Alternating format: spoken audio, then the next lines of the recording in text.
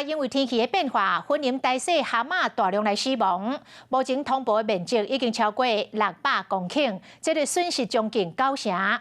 在地居民是希望中央甲地方会当派专业的人员到大溪协助了解蛤蟆死亡的原因，而且来保障着因辛苦打拼的产业。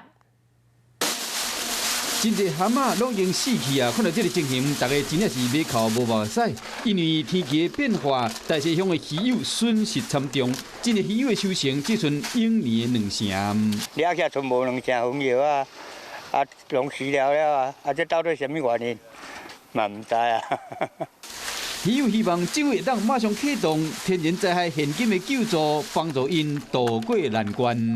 受损了大概有300多公顷，然后损害的情形约30%。在评估原因之后，如果达到标准，会函送那个渔业署来申请救助。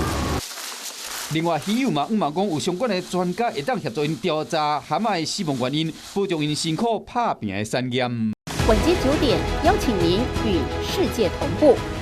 60分钟掌握全球脉动。World News 9，陈雅玲世界晚报给您崭新视野。